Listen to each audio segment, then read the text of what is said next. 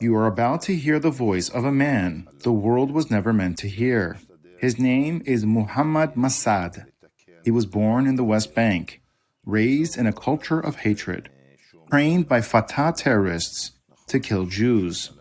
As a teenager, he was preparing for attacks, planning kidnappings, and meeting with some of the most notorious terrorists in modern history. He believed every lie he was told. He believed violence was holy. He believed killing Jews was his mission. But something happened.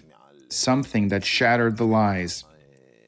You will hear these words in English, although the interview is in Hebrew. Every sentence, every story comes directly from Muhammad Masad himself. Keep listening, because what you're about to hear is not just a confession. It's a warning, a plea, and a vision for peace from a man who has walked on both sides of the battlefield. Muhammad Masad says, "They lied to us. One of them even called me and said, 'Be careful, stay quiet, be a good boy.' Our goal is not peace. Our goal is to control the entire world." That's how it began. I grew up in the village of Burkine, near Jenin. From my first days in school, everything around me taught hatred. Hatred of Israel, hatred of Jews, hatred of peace. Our heroes were not builders or scientists. They were martyrs, people who blew themselves up. In our culture, you weren't raised to live for something. You were raised to die for something. I joined the Fatah terror unit, the Black Panther Cell. This was the armed wing of Fatah in the West Bank during the 1990s. We were young, we were angry, and we were told we were fighting for freedom. We met senior terrorists, including the infamous bomb maker known as the Engineer. He was a legend to us. He spoke to us about joint operations between Fatah and Hamas, attacks that would kill Israelis, civilians, and soldiers alike. But even in the middle of all that hate, there was something I could never forget. I was 7 years old, hungry, alone. An Israeli soldier, a young woman, saw me. She smiled at me, she hugged me, and she gave me chocolate. At 7 years old, I was taught that Jews were monsters who wanted us dead. But this soldier, she treated me like I was her little brother. Years later, at 15, I was planning how to kill Jews. But somewhere inside, I kept asking, how could I kill the same kind of person who once gave me kindness when no one else did? They told us that the Oslo Accords were for peace, but it was the biggest lie in the modern history. The Oslo Accords, signed in the 1990s, were supposed to end the conflict. They brought Yasser Arafat and the Palestinian leadership back from exile. They gave them territory, money, and legitimacy. But what did they actually bring? Weapons, militias, and the perfect cover to continue the war. If Oslo never happened, Masad says, there wouldn't be convoys of weapons, containers of explosives. They came to keep the war going, not to end it. Money flowed in from the world and went straight into building the next wave of terror. Masad continues, I am a Muslim. I will always be a Muslim. But here is the truth. The Jews are my brothers in faith and my cousins in blood. We were both the children of Abraham. We are meant to live together, not die together. If I want to be a complete Muslim, I must respect all holy books.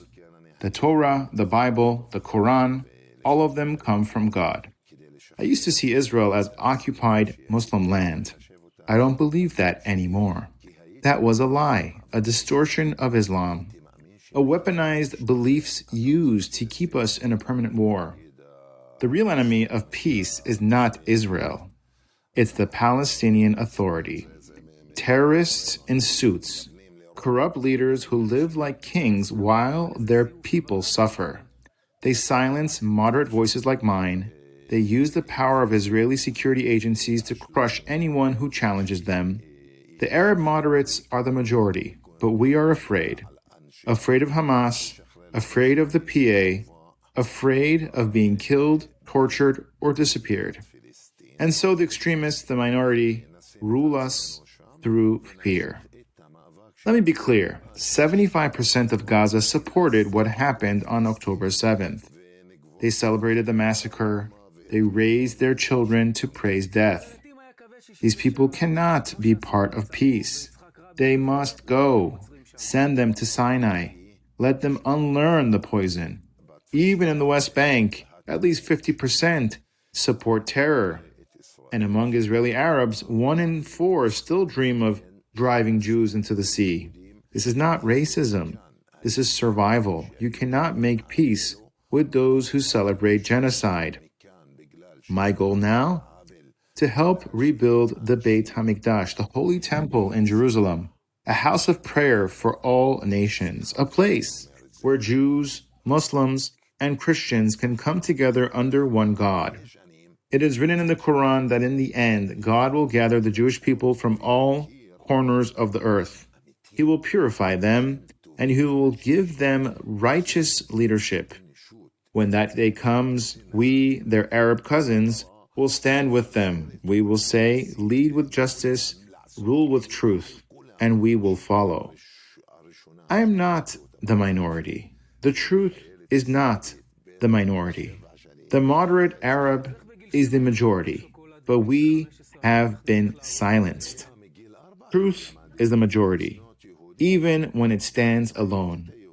I am Muhammad Masad, once a terrorist, now a servant of peace, and I will never stop telling the truth. Some people will hear my words and call me a traitor. Others will call me naive. Some will say I've been brainwashed by Israel. But I ask you this, who is truly brainwashed? The man who sees his enemy as human? Or the man who would rather kill a child than share a piece of land? I've seen both worlds. I've been the boy in the street throwing stones. I've been the young man plotting to kidnap a soldier. I've sat in the meetings where they planned the next wave of blood. And I've also sat across the table from an Israeli who should have hated me, but didn't. That is why I know hatred is a choice, and so is peace. Ask yourself, what future do you want for your children? A future of checkpoints and funerals, or a future of trade, education, and safety? Because both futures are possible, and the choice begins in the mind, long before it begins in politics. I'm not asking anyone to forget history. I'm asking you to learn from it. For over 70 years, we have tried war, we have tried revenge, we have tried hatred. What has it brought us? Poverty, graves, and a generation that doesn't even know what peace looks like. But imagine, just imagine, if Jews and Arabs stood together in truth. Imagine if we saw each other not as enemies, but as partners. Imagine Jerusalem not as a city divided by walls and fear, but as the beating heart of peace for the entire world. This is not a dream, it is a choice. It is hard, it is dangerous, but it is worth everything. I am Muhammad Masad. I once believed lies. I now stand for truth. And I will keep speaking until my last breath, because the day will come when the children of Abraham stand side by side, and no one will remember a time when we called each other enemies.